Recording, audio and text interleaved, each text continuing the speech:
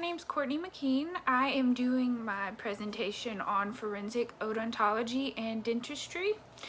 So basically a forensic odontologist uses the application of dental sciences to help identify unidentified remains. So reasons why that a forensic odontologist would get called in is because sometimes things happen that make the remains unidentifiable from recognition, DNA analysis, or fingerprint analysis. And when that happens, usually because the teeth are the strongest bone in our body, those will be the ones that survive fires, car wrecks, any kind of natural disaster, terrorist attacks, anything when there's a lot of people, as well as the unrecognizable events. Most dental identification is pretty credible. There's not much difference between teeth whenever someone dies and whenever they're alive. So as long as you have something to compare to whenever that person was still living, assuming that they've been to the dentist and have dental records, then they can be identified through that way. They can also use different characteristics from your teeth, jaw, and skull shape to help identify race and gender. In order to become a forensic odontologist, you have to first be a dentist. So you have to be a doctor of dental science or a doctor of dental medicine. Once you get your doctorate in dentistry, you have to go through extensive training, and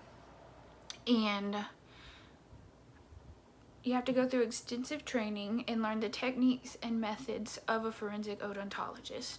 So once you have the training, you still have to be certified by the American Board of Forensic Odontology, and you have to have so many cases under your belt, and you have to have experience before you can even take the exam to get certified. So it's a lengthy process, and there's not a lot of forensic odontologists at all, because of the lengthy process that it takes. So some of the instrumentation that a forensic odontologist uses is things like x-ray, amylogenin gene, which can help determine, like amylogenogene extraction, which can help determine the gender, DNA extraction from the pulp of your tooth, which can obviously help identify through DNA.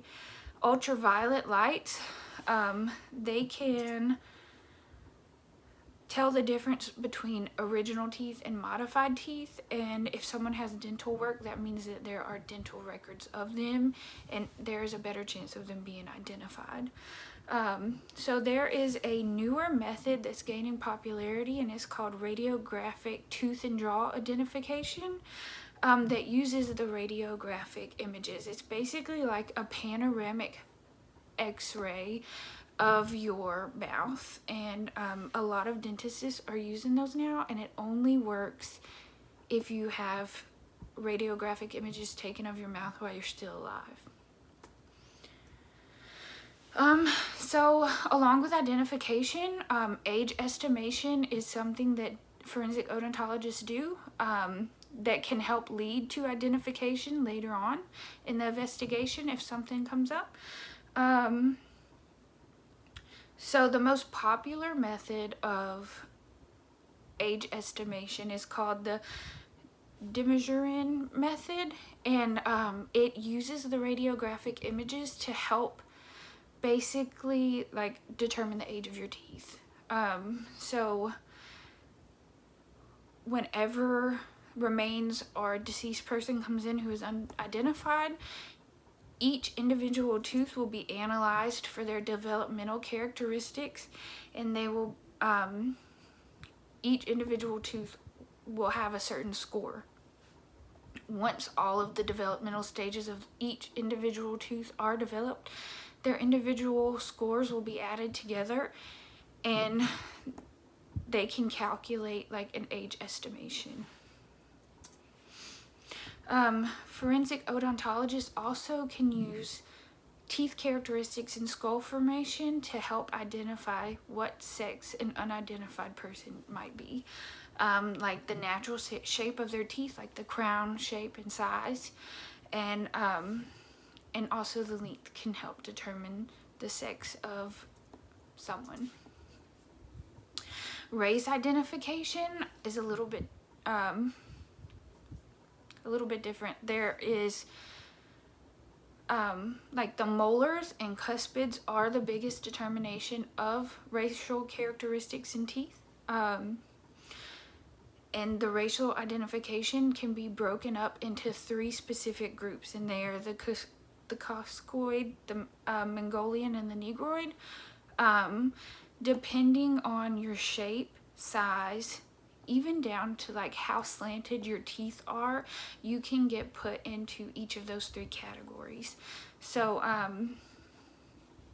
for example, like the Mongolian have like narrower teeth, and they have what's called enamel pearls more often on their teeth, and that would classify them in the Mongolian group.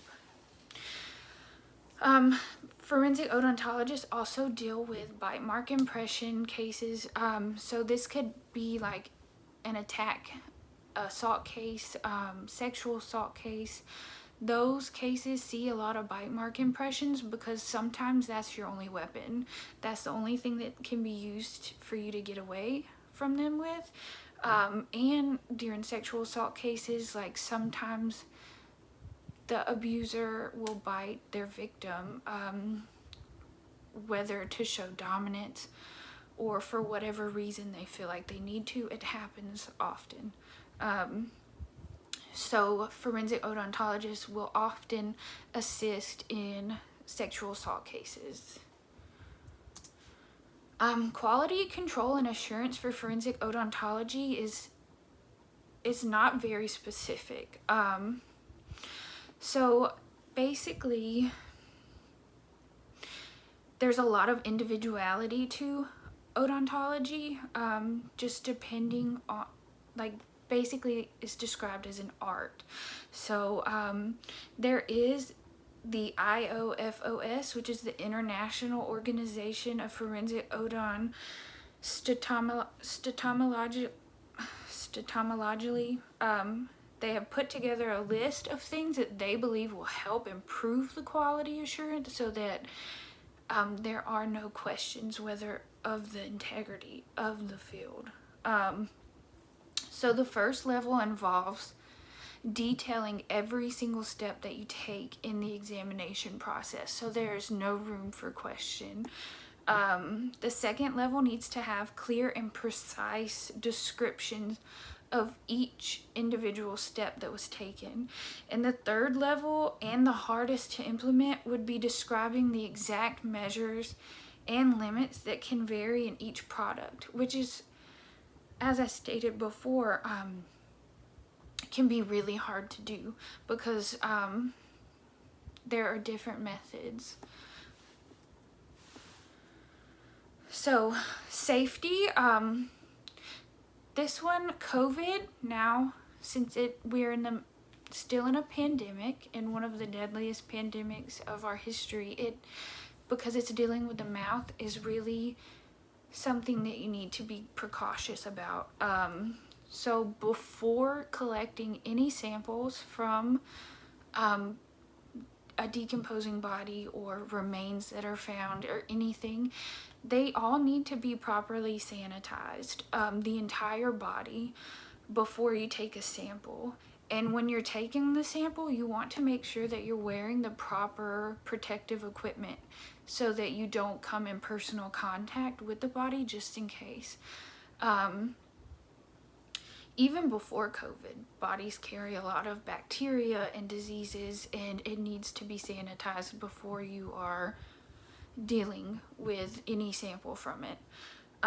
Once the sample is collected, then you would need to take it and disinfect it again. Of course, you want to use the proper disinfectants that are recommended so that you don't damage your evidence. That is all I have. Thank you.